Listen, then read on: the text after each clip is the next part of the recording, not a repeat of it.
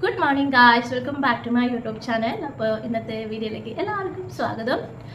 കുറേ ദിവസമായിട്ട് ഞാൻ വീഡിയോ ചെയ്യുന്നുണ്ടായിരുന്നില്ല. എനിക്ക് നല്ല പനിയും ത്രോട്ട് പെയിനൊക്കെ ഉണ്ടായിരുന്നു. അതുകൊണ്ട് ഇപ്പോഴും സംസാരിക്കാനായിട്ട് ശരിക്കും പറ്റുന്നില്ല. സോ ഞാൻ ഇടയ്ക്കിടയ്ക്ക് ബ്രേക്ക് ചെയ്തിട്ടായിരിക്കും സംസാരിക്കുന്നുണ്ടാവുക. അപ്പോൾ once again welcome back to my YouTube channel. ജാസ്മിൻ്റെ ഹൈജീൻ. അപ്പോൾ ലോകം മൊത്തം ഇപ്പോൾ ചർച്ച ചെയ്തുകൊണ്ടിരിക്കുന്നത് ജാസ്മിൻ്റെ ഹൈജീനിക്കിനെ കുറിച്ചാണ്. സോ ആ കുട്ടി തന്നെ ലാലേട്ടൻ എപ്പിസോഡിൽ വന്ന് പറഞ്ഞിട്ടുണ്ട് 2 ദിവസം കൂടുമ്പോഴേ കുളിക്കുള്ളൂ എന്ന്. കുളി മാത്രമല്ല, ബാക്കി അവിടെ ആ കുട്ടി ചെയ്യുന്ന പല കാര്യങ്ങളും നമ്മൾ കണ്ടിട്ടുണ്ടല്ലോ. അപ്പോൾ അതിൽ നിന്ന് തന്നെ എന്താണ് നമുക്ക് മനസ്സിലാകുന്നത്? കുട്ടിക്ക് വൃത്തി കുറച്ച് കുറവാണെന്നുള്ളത് നമുക്ക് എല്ലാവർക്കും ഓൾറെഡി അറിയാവുന്ന ഒരു കാര്യമാണ്.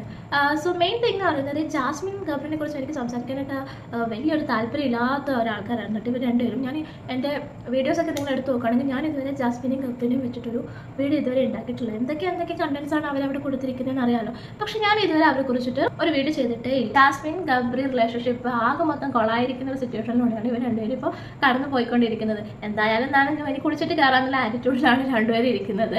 സോ സൈക്കോളജിസ്റ്റിൻ്റെ അടുത്ത് പോയി വന്നപ്പോഴത്തേക്കും ഇവർക്ക് മനസ്സിലായിട്ടുണ്ട് പുറത്ത് നല്ല നെഗറ്റീവാണെന്ന്. സായും മറ്റുള്ള വൈൽഡ് കാർഡ്സ് ഒക്കെ പറഞ്ഞിട്ടുണ്ടായിരുന്നെങ്കിലും സൈക്കോളജിസ്റ്റിൻ്റെ അടുത്ത് പോയി കഴിഞ്ഞപ്പോഴാണ് ഇവർ 100% കൺഫേം ചെയ്തിരിക്കുന്നത് പുറത്ത് നല്ല നെഗറ്റീവാണെന്ന്. ഈ അവസ്ഥയിൽ പുറത്ത് പോകുന്നതിനേക്കാളും ബെറ്റർ ആൻഡ് സേഫ് അകത്തിരിക്കുന്നതാണെന്ന് രണ്ടുപേർക്ക് ഇപ്പോൾ തോന്നിയിട്ടുണ്ടാവും. അതോടെ ഇപ്പോൾ രണ്ടുപേരും പഴയ രീതിയിലേക്ക് വന്നിട്ട് ഗെയിം കളിച്ചുകൊണ്ടിരിക്കുകയാണ്. സ്നേഹമാണ്, പക്ഷേ പ്രണയമല്ല. എന്നാൽ ഫ്രണ്ട്ഷിപ്പ് ആണോ എന്നാൽ അതുമല്ല. പിന്നെ എന്താണ് ഇവരുടെ റിലേഷൻഷിപ്പ് എന്ന് നാട്ടുകാർക്ക് മൊത്തം മനസ്സിലാവാത്തത് കൊണ്ടാണ് ലാലേട്ടൻ വീക്കെൻഡ് എപ്പിസോഡിൽ ഇവർക്ക് രണ്ടുപേർക്കും എക്സ്പ്ലെയിൻ ചെയ്യാനുള്ള ഒരു അവസരം കൊടുത്തത്. എന്നാൽ ആ സമയത്ത് ജാസ്മിൻ എനിക്ക് പ്രണയിക്കാതിരിക്കാൻ പാടുപെടുകയാണ് എന്നുള്ളൊരു ആൻസർ തന്നൊഴിഞ്ഞു മാറി. ഗബ്രി ആണെങ്കിൽ ഒന്നും മിണ്ടാതിരിക്കുകയാണ് ചെയ്തത്. കാര്യം ഗബ്രിക്ക് ആ സമയത്ത് ഒരു റൈറ്റ് ആയിട്ടുള്ള ആൻസർ കൊടുക്കാൻ ഉണ്ടായിരുന്നില്ല.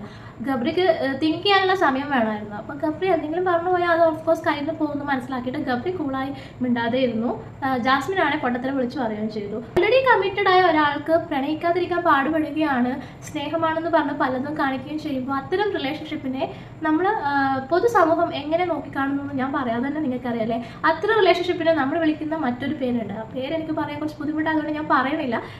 എനിക്കറിയാം നിങ്ങൾക്ക് എല്ലാവർക്കും മനസ്സിലായിട്ടുണ്ട് നമ്മൾ അങ്ങനെയുള്ള റിലേഷൻഷിപ്പിനെ നമ്മൾ എന്താണ് വിളിക്കുന്നത് എന്നുള്ളത് അല്ലേ. സോ അങ്ങനെയുള്ള റിലേഷൻഷിപ്പ് ആണെന്ന് പറയാതെ തന്നെ ജാസ്മിൻ പറഞ്ഞു കഴിഞ്ഞു.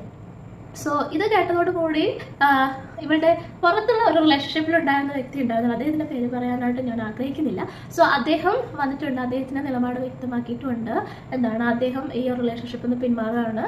സോ ഈ ഒരു വാക്ക് ജാസ്മിൻ്റെ വായിൽ നിന്ന് കേട്ടപ്പോൾ തന്നെ അദ്ദേഹത്തിന് ഒരു ഹോപ്പ് ഉണ്ടായിരുന്നു. ജാസ്മിൻ വന്നിട്ട് എന്തായിരിക്കും പറയുക, അവൾക്കൊരു അവസരം കൊടുക്കുക, അവളുടെ ഭാഗം കേൾക്കാനായിട്ട് ഒരു സമയം കൊടുക്കാമെന്ന് അദ്ദേഹം തീരുമാനിച്ചിട്ടുണ്ടായിരുന്നു. പക്ഷേ ഇങ്ങനെ ഒരു വാക്ക് പറഞ്ഞതോടുകൂടി അദ്ദേഹത്തിൻ്റെ തീരുമാനം എടുത്തു കഴിഞ്ഞു. അപ്പോൾ ആ ഉറപ്പിച്ചു വെച്ചിരുന്ന കല്യാണം ഇപ്പോൾ ഇനി നടക്കില്ല എന്നാണ് ന്യൂസിലൂടെയൊക്കെ അറിയാനായിട്ട് സാധിച്ചത്. അപ്പോൾ ജാസ്മിൻ ആണെങ്കിൽ ഇതൊക്കെ അറിയാം, ഇതിങ്ങനെയൊക്കെയാണ് ആവാൻ പോണത്. പക്ഷെ ആ കുട്ടിക്ക് വലിയ ഒരു പ്രോബ്ലം ഉള്ളതായിട്ടൊന്നും കാണുന്നില്ല. അന്ന് അവിടെ കിടന്ന് കരഞ്ഞു കൂട്ടിയതൊക്കെ എനിക്ക് ഭയങ്കര ആക്ടിങ് ആയിട്ടാണ് തോന്നിയത്. കാരണം അവൾ ക്യാമറ നോക്കുന്നുണ്ട്, ഫോക്കസ് കിട്ടുന്നുണ്ടോ നോക്കിയിട്ടൊക്കെയാണ് കരഞ്ഞുകൊണ്ടിരുന്നത്. സോ എനിക്കത് വലിയൊരു ജെന്യൂൻ ആയിട്ടുള്ള ഒരു കൾച്ചറായിട്ടൊന്നും ഫീൽ ചെയ്തിട്ടില്ല. ആക്ടർ ഫേക്ക് ആയിട്ടാണ് എനിക്ക് തോന്നിയിട്ടുണ്ടായിരുന്നത്. നിങ്ങൾക്ക് എങ്ങനെയാണ് തോന്നിയത്? ശരിക്കും ഫേക്ക് ആയിരുന്നില്ലേ ആ കരച്ചിൽ? എനിക്ക് അങ്ങനെയാണോ തോന്നുന്നത്. ജാസ്മിൻ അറിയാം ജാസ്മിൻ കമ്മിറ്റഡ് ആണെന്ന്. സോ കമ്മിറ്റഡ് ആയ ജാസ്മിൻ എന്തിനാണ് ഒരു കൺഫ്യൂഷൻ അല്ലേ? സോ ഞാൻ കമ്മിറ്റഡ് ആണെങ്കിൽ എൻ്റെ അടുത്ത് വേറൊരാൾ വന്ന് പ്രപ്പോസ് ചെയ്യുകയാണെങ്കിൽ എനിക്ക് ക്ലിയർ ആയിട്ട് അവരുടെ അടുത്ത് കൺവേ ചെയ്യാൻ പറ്റും. ഞാൻ ഒരാളെ സ്നേഹിക്കുന്നുണ്ട്, എനിക്ക് താങ്കൾ വെറുതെ താങ്കളുടെ ടൈം വേസ്റ്റ് ചെയ്യേണ്ട, സോ ഒരിക്കലും താങ്കളെ സ്നേഹിക്കാൻ കഴിയില്ല എന്നുള്ളത് ക്ലിയർ ആയിട്ട് പറഞ്ഞു കൊടുക്കാനായിട്ട് എനിക്ക് കഴിയല്ലേ. സോ എനിക്ക് വേറൊരാളുണ്ടായിട്ട് ഞാൻ വേറെ റിലേഷൻഷിപ്പിലേക്ക് പോകുന്നത് നമ്മൾ വേറെ പല പേരിലാണ് വിളിക്കുക അല്ലേ. സോ അപ്പോഴാണ് അൻസിബ പറഞ്ഞത് ജാസ്മിൻ അറിയാം ജാസ്മിൻ കമ്മിറ്റഡ് ആണ്. അപ്പോൾ കമ്മിറ്റഡ് ആയ ഒരാൾക്ക് കൺഫ്യൂഷൻ്റെ ആവശ്യമില്ല എന്ന് ക്ലിയർ ആയിട്ട് അൻസിബ പറഞ്ഞു കൊടുക്കുന്നുണ്ടല്ലേ. അൻസിബിന് ഭയങ്കര ഇഷ്ടമാണ്. കാരണം അൻസിബ ഋഷിയും തമ്മിലുള്ള റിലേഷൻഷിപ്പ് നോക്കുകയാണെങ്കിൽ ഇത്ര ബ്യൂട്ടിഫുൾ ആണ് ആ റിലേഷൻഷിപ്പ് കാണാൻ. ജാസ്മിൻ പല സ്ഥലത്ത് പോയിട്ട് അൻസിബേനെ ഋഷിനെയും വെച്ചിട്ട് ആ റിലേഷൻഷിപ്പ് ജാസ്മിനെയും ഗബ്രിനെയും പോലെയാണെന്ന് ആക്കി വരുത്താനായിട്ട് പല സ്ഥലത്ത് ശ്രമിക്കാറുണ്ട്. പുറത്തുനിന്ന് നമ്മൾ നോക്കുന്ന സമയത്ത് എന്തൊരു ബ്യൂട്ടിഫുൾ ആയിട്ടുള്ള റിലേഷൻഷിപ്പാണ് അൻസിബയും ഋഷിയും തമ്മിലുള്ളത്. അത് കാണാൻ തന്നെ ഭയങ്കര രസമായിട്ടുണ്ട്. ജാസ്മിനും ഗബ്രിയും കളിക്കുന്ന പോലെയാണോ അൻസിബയും ഋഷിയും കളിക്കുന്നത്? ഒരിക്കലല്ല. സോ അവരുടെ ഒരു ബ്യൂട്ടിഫുൾ ആയിട്ടുള്ള ഒരു റിലേഷൻഷിപ്പാണ്, നല്ലൊരു ഫ്രണ്ട്ഷിപ്പാണ് അവരുടെ അടുത്തുള്ളത്. സോ ജാസ്മിൻ കമ്മിറ്റഡ് ആയതുകൊണ്ടാണ് ഇത്രയും പ്രശ്നങ്ങൾ ഉണ്ടായിരിക്കുന്നത് അല്ലേ. സോ അവൾ കമ്മിറ്റഡ് ആണെന്ന് അവൾ തന്നെയാണ് വന്ന് പുറത്ത് പറഞ്ഞിരിക്കുന്നത്. അപ്പോൾ പുറത്തൊരാളുണ്ടായിട്ടും അകത്ത് ഇങ്ങനെ വേറൊരാളുടെ കൂടെ ഇത്തരത്തിലുള്ള ആക്ടിവിറ്റീസ് ചെയ്യുമ്പോഴാണ് നാട്ടുകാർ അതിനെ വിമർശിക്കുന്നത്. അപ്പോൾ ഇതുപോലെ മൾട്ടിപ്പിൾ റിലേഷൻഷിപ്പിലേക്ക് പോകുന്ന ആൾക്കാരെ നാട്ടുകാർ വേറെ പല രീതിയിലാണ് കാണുന്നത്, പല രീതിയിലാണ് വിളിക്കുന്നത്. സോ അവർക്ക് പുറത്തൊരാൾ ഉണ്ടായിരുന്നില്ലെങ്കിൽ ഈ റിലേഷൻഷിപ്പ് ഇത്ര വഷളാവുമായിരുന്നു എന്ന് എനിക്ക് തോന്നുന്നില്ല. അവൾക്കൊരു മൾട്ടിപ്പിൾ റിലേഷൻഷിപ്പ് ഉള്ളതുകൊണ്ടാണ് കമന്റ് സെക്ഷൻ മുഴുവനായിട്ടും പല പല പേരുകളിൽ ജാസ്മിനെ തെറി വിളിക്കുന്നത്. സോ അവർക്ക് വേറൊരു റിലേഷൻഷിപ്പ് ഇല്ലായിരുന്നെങ്കിൽ ചിലപ്പോൾ ഈ റിലേഷൻഷിപ്പിനെ ആളുകൾ എൻജോയ് ചെയ്ത് തന്നെ. ജാസ്മിൻ എനിക്ക് പേഴ്സണലി ഇഷ്ടമല്ലാത്തതിന്റെ മെയിൻ റീസൺ എന്ന് പറയുന്നത് ജാസ്മിൻ ഗബ്രി കോംബോ മാത്രമല്ല, അവരുടെ എന്താണ് ഈ കുട്ടിയുടെ ഈ ഹൈജീൻ അല്ലെ, നമ്മുടെ എന്താണ് ഈ കുട്ടി പറഞ്ഞിട്ടുണ്ട് കുളിക്കാറില്ല, അതുപോലെ തന്നെ ചായയിൽ തുമ്മിയിടുക, എന്നിട്ട് അറിഞ്ഞുകൊണ്ട് ആ ചായ മറ്റുള്ളവർക്ക് കൊടുക്കുക, പിന്നെ എപ്പോഴും മൂക്കിൽ ഇങ്ങനെ കൈവച്ചുകൊണ്ട് നടക്കുക, അതുപോലെ തന്നെ ബാത്റൂമിലൊക്കെ ചെരുപ്പിടാതെ പോവുക, എന്നിട്ട് അതേ കാല് വെച്ച് വന്നിട്ട് സോഫയിലും ബെഡിലും എല്ലാം കയറി കിടക്കുക. സോ ഇത്തരം കാര്യങ്ങൾ. അതുപോലെ തന്നെ മുതിർന്നവർക്ക് യാതൊരു വിധത്തിലുള്ള റെസ്പെക്റ്റും കൊടുക്കില്ല, യാതൊരുവിധ റെസ്പെക്റ്റും ആർക്കും കൊടുക്കുന്നില്ല. അവിടെ മുതിർന്ന ആൾക്കാരുടെ അടുത്തൊക്കെ ആ കുട്ടി ബിഹേവ് ചെയ്യുന്നത് എടോ ബോടോ എന്നൊക്കെ വിളിച്ചിട്ട്. ജിൻഡോനൊക്കെ ഈ കുട്ടിക്ക് 23, അയാൾക്ക് 45 എങ്ങാനാണ് ഏജ്. ഇത്രയും ഏജ് ഡിഫറൻസ് ഉള്ള ഒരാളെടുത്ത് പോയിട്ട് ശ്രീരേഖയുടെ അടുത്താണെങ്കിലും അവിടെയുള്ള ആ കുട്ടീനേക്കാളും മുതിർന്ന എല്ലാവരുടെ അടുത്താണെങ്കിലും ആ കുട്ടി ഒരു പബ്ലിക് പ്ലാറ്റ്ഫോമിൽ ഇരുന്നിട്ട് സംസാരിക്കുന്ന രീതി എടോ പോടോന്നും തെറിയും അങ്ങനത്തെയൊക്കെ രീതിയിലാണ് ആ കുട്ടി മുതിർന്നവരുടെ അടുത്ത് സംസാരിക്കുന്നത്.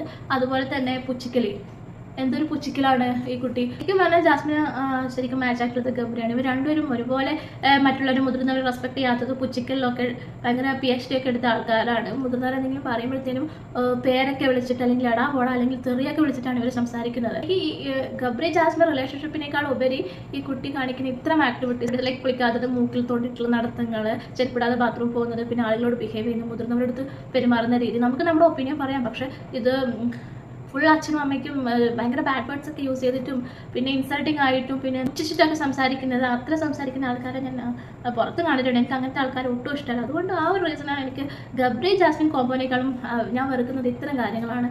ഇതൊക്കെ ഒരു കുട്ടികൾക്ക് ഉണ്ടാവേണ്ട ഡിസിപ്ലിൻ. നമ്മൾ സ്കൂളിൽ നിന്നും പിന്നെ വീട്ടിൽ നിന്നുമാണ് ഈ ഡിസിപ്ലിൻ പഠിക്കുന്നത്. അവരെ വീട്ടുകാരെ പറയുന്നത് എനിക്ക് ബുദ്ധിമുട്ടുണ്ട്. എന്നാലും ഞാൻ വിചാരിക്കുകയാണ് ജാസ്മിൻ്റെ അച്ഛനും അമ്മയും ഇത്തരം കാര്യങ്ങളൊന്നും പറഞ്ഞു കൊടുക്കാതെയാണ് ഈ കുട്ടിയെ വളർത്തത്. അല്ലെങ്കിൽ ഈ കുട്ടി ഇപ്പം തന്നെ ആരും പറയണ അനുസരിക്കുന്നില്ല. ഇനി ചെറുപ്പം മുതലേ അവർ എല്ലാ കാര്യങ്ങളും പറഞ്ഞു കൊടുത്തിട്ടും ഈ കുട്ടി അനുസരിക്കാത്തതാണോന്നും എനിക്കറിയുന്നില്ല. അപ്പോൾ എനിക്ക് തോന്നുന്നത്, എപ്പോഴും പറയാം എൻ്റെ അത്ത എന്നെ അങ്ങനെയാണ് വളർത്തിയത് എന്നാണ്, എല്ലാ ഫ്രീഡം നിന്നാണ് വളർത്തിയത്. ഞാൻ എന്ത് ചെയ്താലും എൻ്റെ അത്ത കൂട്ടു നിൽക്കും എന്നാണ് ഈ കുട്ടി എപ്പോഴും പറയാറ്. അപ്പോൾ അങ്ങനെ എന്ത് ചെയ്താലും കൂട്ടു നിന്നത് കൊണ്ടാണ് ഈ കുട്ടി ഈ ഒരു അവസ്ഥയിലേക്ക് എത്തിയത്. മക്കൾ തെറ്റ് ചെയ്യുമ്പോൾ അത് തിരുത്തി അവരെ നേർവഴിയിലേക്ക് നയിക്കുക എന്നുള്ളത് പാരൻസിൻ്റെയും ടീച്ചേഴ്സിൻ്റെയും ഒക്കെ ഭാഗത്ത് നിന്ന് എടുക്കേണ്ട ഒരു എഫർട്ടാണ്. എനിക്ക് തോന്നുന്നത് ആ കുട്ടി തെറ്റ് ചെയ്തപ്പോഴെല്ലാം ഇയാൾ ചിലപ്പോൾ സപ്പോർട്ട് ചെയ്തിട്ടുണ്ടാകും. അതുകൊണ്ടാണ് അയാൾ ഇപ്പോൾ ഇനി കുട്ടി കാരണം ഇത്രയും വിഷമിക്കേണ്ടി വരുന്നത്. സോ അദ്ദേഹത്തിനെ പറയുന്നതിൽ എനിക്ക് ബുദ്ധിമുട്ടുണ്ട്. എന്നാലും ഞാൻ പറഞ്ഞത് തെറ്റുണ്ടെങ്കിൽ എന്നോട് ക്ഷമിക്കുക. പക്ഷേ ആ കുട്ടി അവിടെ കാണിച്ചു കൂട്ടുന്നത് കാണുമ്പോൾ എനിക്ക് തോന്നുന്നത് അദ്ദേഹം അല്ലെങ്കിൽ അവരുടെ വീട്ടിലുള്ള ആൾക്കാരോ ആ കുട്ടിക്ക് വേണ്ട രീതിയിലുള്ള ഒരു ഡിസിപ്ലിൻ എന്താണെന്ന് പറഞ്ഞു കൊടുത്തിട്ടില്ല. ഫസ്റ്റ് വീക്കിൽ തന്നെ നമ്മുടെ ശ്രീഡു, റോക്കി, സിജി ഇവരെല്ലാവരും ഇവരുടെ അടുത്ത് പോയി, ഇവർ രണ്ടുപേരുടെ അടുത്തും പോയി പറഞ്ഞിട്ടുണ്ട് ഇത്തരത്തിലുള്ള കളി ഭയങ്കര മോശമായിരിക്കും, നെഗറ്റീവ് ആയിരിക്കും, നിങ്ങളിങ്ങനെ കളിക്കരുതെന്ന് നല്ല രീതിയിൽ പറഞ്ഞു കൊടുത്തിട്ടുണ്ട്. അപ്പോഴൊക്കെ ഇവർ ഈ ആൾക്കാരൊക്കെ അടികൂടായിരുന്നു. ഞങ്ങൾക്കില്ലാത്തൊരു ഇമേജ് കോൺഷ്യസ് നിങ്ങൾക്ക് എന്തിനാ, നമുക്ക് അങ്ങനത്തെ ഇമേജ് കോൺഷ്യസ് ഒന്നും ഇല്ല എന്നൊക്കെ പറഞ്ഞിട്ട് ശ്രീധുവിൻ്റെ അടുത്തും റോക്കിൻ്റെ അടുത്തും സിജോയുടെ അടുത്തും ബാക്കിയുള്ള എല്ലാവരും തന്നെ അവിടെ പറഞ്ഞു കൊടുത്തിട്ടുണ്ട്. അപ്പോൾ ഈ കുട്ടി എല്ലാവരുടെ അടുത്തും ഇങ്ങനെ ഷൗട്ട് ചെയ്തുകൊണ്ട് നടക്കുമായിരുന്നു ചെയ്തത്. പക്ഷെ ഇപ്പോൾ എന്തിനാണ് പുറത്ത് നെഗറ്റീവാണെന്ന് അറിഞ്ഞപ്പോൾ ഫുൾ കരഞ്ഞുകൊണ്ട് നടക്കുന്നത്? അതിൻ്റെ ആവശ്യമില്ല അല്ലേ? ഇപ്പോൾ ഇമേജ് കോൺഷ്യസ് അല്ല എന്ന് പറഞ്ഞ ആൾക്കാർ എത്ര കോൺഫിഡൻറ്റിൽ അങ്ങനെയൊക്കെ ചെയ്ത് കൂട്ടിയിട്ട് ഇപ്പോൾ പിന്നെ കിടന്ന് കരഞ്ഞിട്ട് കാര്യമില്ല. നമ്മൾ ചെയ്യുന്നതിൻ്റെത് നമ്മൾ തന്നെ അനുഭവിക്കണം.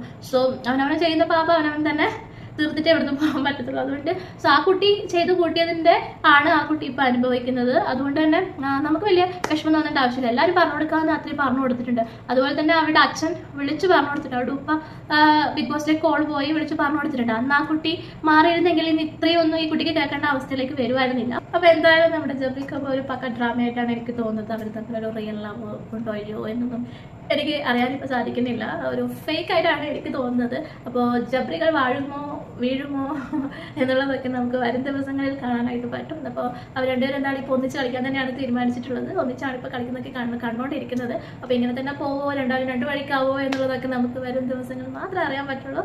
അപ്പോൾ അതുവരേക്കും ബൈ ബൈ.